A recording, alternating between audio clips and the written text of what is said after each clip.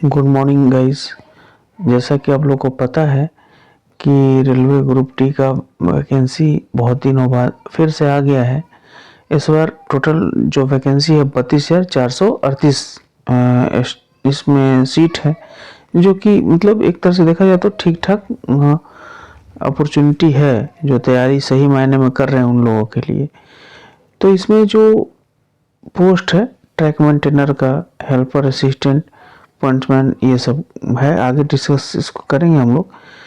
अब ये जो है, अब जो फॉर्म फिलअप का डेट है 23 तारीख से चालू है और ये आपको 1 महीना करीब करीब रहेगा, यानी 22 फरवरी तक ये आपका भराएगा।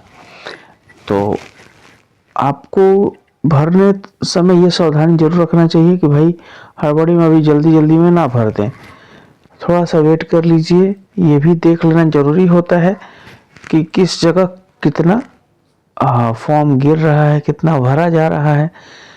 तो उस हिसाब से अपना थोड़ा सोच विचार करके जगह बदल सकते हैं। तो इसीलिए मैंने बोला कि थोड़ा सा हड़बड़ा के नहीं भरना है। आपको यहाँ पे पूरा 1 महीना का मौका मिला हुआ है। तो फरवरी के फर्स्ट वीक में आप लोग इसको कोशिश करिए। 7 फरवरी, 6 फरवरी से 10 फरवरी के बीच में आप भरने का कोशिश करिए, ठीक है। तो इसमें जैसा कि आप लोग को सबको पता है कि अब कंप्यूटर बेस्ड टेस्ट हो रहा है, सीबीटी टेस्ट जिसको बोलते हैं। तो उसके बाद आपको छोटा सा फिजिकल एग्ज़ाम देना होता है और उसके बाद डॉक्यूमेंट वेरिफिकेशन, मेडिकल तो कॉमन है सारे एग्ज़ाम में, ये तो होता ही है, ठीक है। तो 18 से 36 साल के लड़के अलाउड हैं और एज रिलैक्सेशन अपना कैटेगरी पे डिपेंड करेगा, वो तो आगे आप देख लेंगे उस चीज़ को।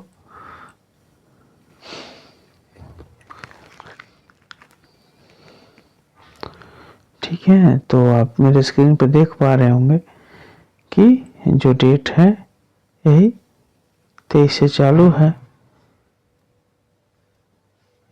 23 से 24 को ये फाइनल पेमेंट का डेट है।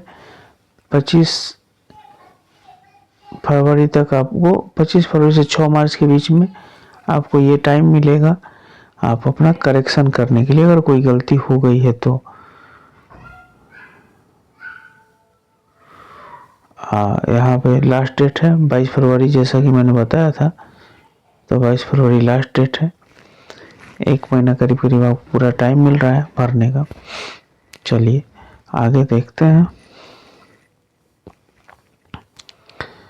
और एक्सपेक्टेड जो है एग्ज़ाम डेट अभी तो बताया नहीं है, लेकिन मोस्ट प्रोबेबली जून या जुलाई तक ले लेगा। तो फिर भी आपके पास 5 महीना करीब करीब है, क्योंकि मार्च तक तो ये करेक्शन हो रहा है। फिर उसके बाद अप्रैल में आपका सारा रेलवे प्रोसेस करेगा, फिर मई तक सेंटर डिसाइड कर देगा, जून या जुलाई में आपका एडमिट कार्ड वगैरह आ जाएगा और एग्ज़ाम के लिए बुला लिया जाएगा। अब देखिए कि किस पोस्ट के लिए कितना कितना वैकेंसी है और क्या किसका क्या रोल होगा। आप जाइएगा तो क्या काम करना पड़ेगा उसको भी मैं यहीं पर डिस्कस कर दूंगा। तो बहुत सारे लोगों को कन्फ्यूजन जो रहता है दूर हो जाएगा और फिर आप अपने इच्छा के हिसाब से, अपने इंटरेस्ट के हिसाब से, जिसमें आपको रुचि हो उस हिसाब से आप फॉर्म भर सकते हैं, ठीक है। तो आप चलिए अब देखिए, इसमें पहला है मैकेनिकल CNW। CNW का मतलब कैरेज एंड वैगन। कैरेज यानी जो कि पैसेंजर को कैरी करता है, वैगन यानी जो सामान को कैरी करता है, ठीक है। तो वहाँ पे आपको गाड़ी मेंटेन करने के लिए मिलेगा। तो उसमें आपको जो जांच पड़ताल करके जो भी नट बोल्ट या छोटा मोटा जो भी काम है उसको पूरा करना है, कस देना है। ज़्यादा उस गाड़ी में गड़बड़ी है तो उस चेक लाइन या वर्कशॉप को भेजा जाता है। तो इस तरह का चीज़ है। आप आ जाइए असिस्टेंट ट्रैक मशीन में। ट्रैक मशीन में आपका दो कोच का एक कॉम्बिनेशन होता है, आगे मशीन लगी होती है। तो एक कोच में आपका रहने का, एक कोच में सब टूल्स वगैरह रहेंगे और एक तो मशीन रहता ही है। तो इसी में आपका ड्यूटी लगेगा, इसी में आपको खाने बनाने का सब अरेंजमेंट रहता है। आप बाहर से जो भी खरीद के लाइए उसको यहाँ बनाइए और खाना खाइए, उसमें सोने के लिए भी सीट लगा होता है। तो ये ऐसा रहता है कि आप इसमें गाड़ी के अंदर ही आपको सोना है, इसी के अंदर आपका ड्यूटी रहेगा। तो बहुत सारे लोगों को ये चीज़ पसंद है, बहुत सारे लोगों को अपने घर में या क्वार्टर में रहना पसंद होता है। तो ये चीज़ है। अब आप आगे आ जाइए।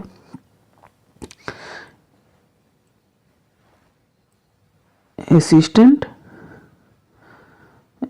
सिग्नल एंड टेलीकॉम वाला है, ठीक है। तो इसमें आपका काम वही रहेगा, जो वाइट एल्युमिनियम का बॉक्स जो दिखता है आपको, वाइट एल्युमिनियम का बॉक्स ट्रैक के किनारे किनारे, तो उस तरह के चीज़ों को का रख रखाव या कम्युनिकेशन यानी बातचीत या सिग्नल कभी गड़बड़ हुआ तो उसको ठीक करने में मदद करना होता है, ठीक है। अब आ जाइए ट्रैक मेंटेनर। ये सबसे ज़्यादा वैकेंसी इसी में है, 13,187। तो ये नौकरी लोग कुछ टफ मानते हैं, क्योंकि ज़्यादा गर्मी बरसात हमेशा आपको उस हिसाब से ही ट्रैक पे निकलना होता है। ट्रैक का में कोई जैसे ट्रैक पे चल रहे हैं तो उसमें देखते हुए जाएंगे, कहीं कुछ पेट्रोल क्लिप वगैरह ढीला है तो उसको कसते हुए, ठोकते हुए और ये सब करते हुए आप जाएंगे, पूरा ट्रैक को चेक करते हुए। तो जो घूमने फिरने वाले लोग हैं, जो चलना चाहते हैं, ऑफिस में बैठ के ड्यूटी नहीं करना चाहते, उनके लिए ये ठीक ठाक नौकरी है। अब आ जाते हैं पॉइंट्समैन। पॉइंट्समैन का क्या काम है? पॉइंट्समैन जो है इसमें भी अच्छा खासा बहाली है। तो पॉइंट्स बदलना, स्टेशन मास्टर के यहाँ रहने से फिर आपको मेमो देना, इस तरह का छोटा मोटा कुछ काम रहता है।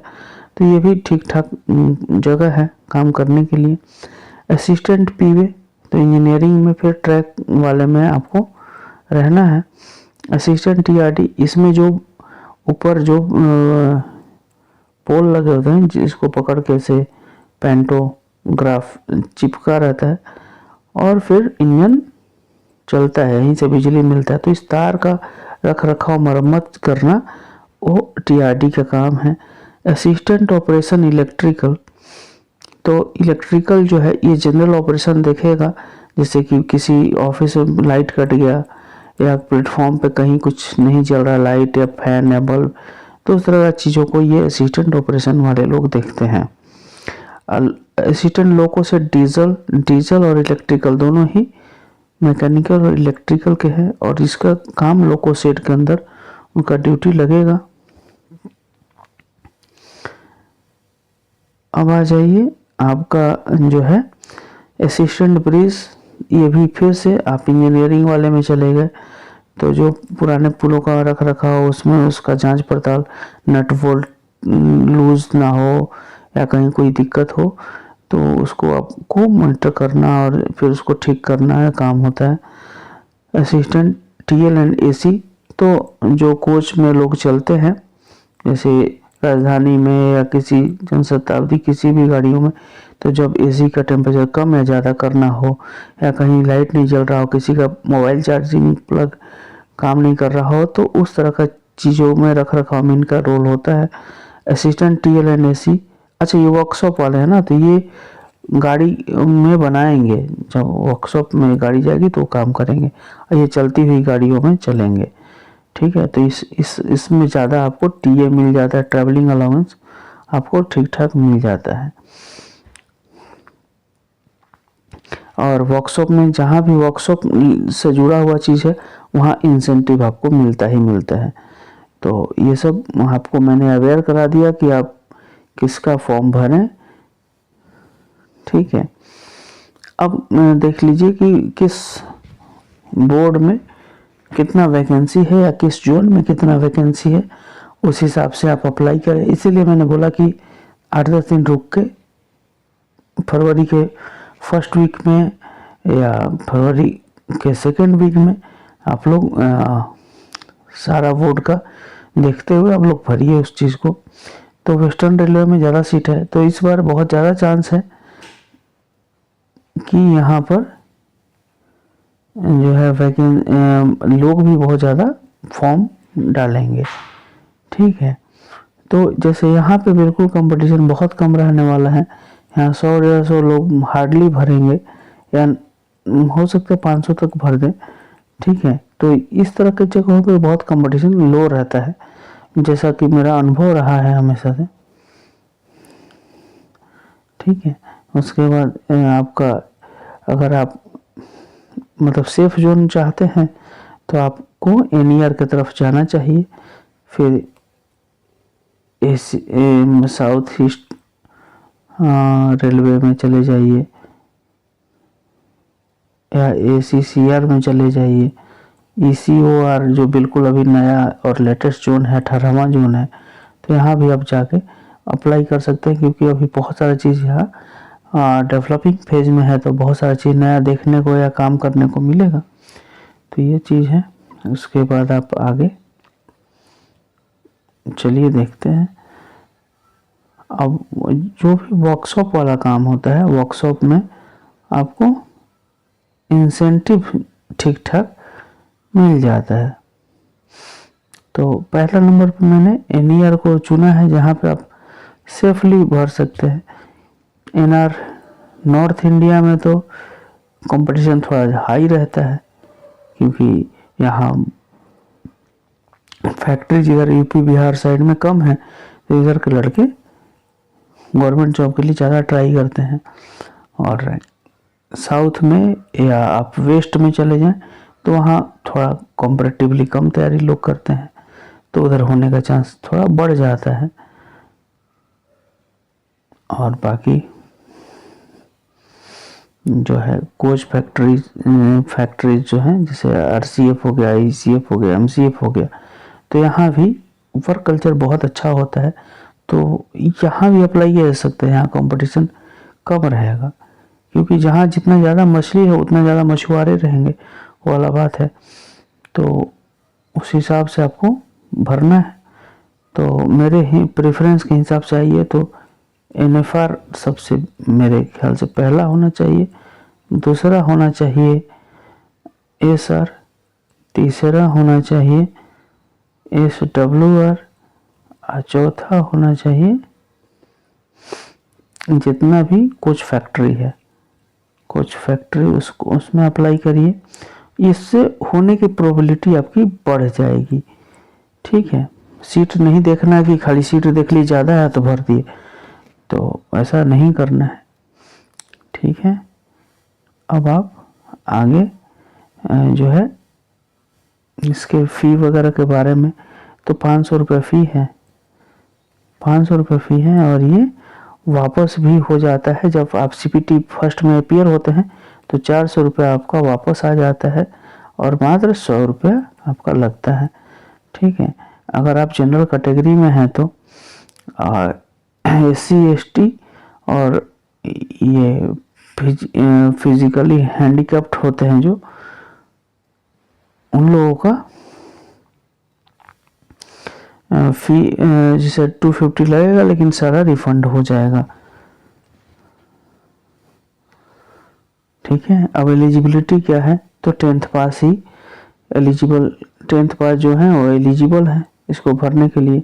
कुछ एक में आईटीआई मांगेगा, और एज आप 36 साल तक के लोग भर सकते हैं, लेकिन उसमें ये आपका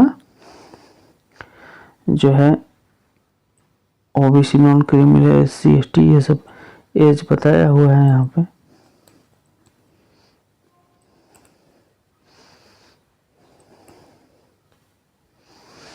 अब सिटीजनशिप तो ये सब ठीक है, इंडिया नेपाल भूटान के लोग भर सकते हैं। अब इसमें होता है computer based test, physical test, document verification और मेडिकल। ठीक है, तो इसमें जो मार्क्स होगा वो 100 ऑब्जेक्टिव क्वेश्चन पूछेगा। ठीक है, और उसमें 90 मिनट आपको मिलेगा, यानी पर क्वेश्चन आपको 1 मिनट भी नहीं मिल रहा है। तो बहुत सारे क्वेश्चन होंगे जो कि आप 10 सेकंड में भी कर देंगे, 10 सेकंड में। तो जीके जीएस का क्वेश्चन रहेगा, अगर आपको आता है तो 1 सेकंड में हो जाएगा, 2 सेकंड में हो जाएगा। ठीक है, निगेटिव मार्क है, इस बार ध्यान रखना होगा इस चीज़ का। तो नहीं आता तो छोड़ना ज़्यादा बेटर है, निगेटिव मार्क निगेटिव करने से। ठीक है, अब मैं अगले इसमें अगले वीडियो में मैं आप इसका सिलेबस डिस्कस करूँगा। तब तक के लिए धन्यवाद।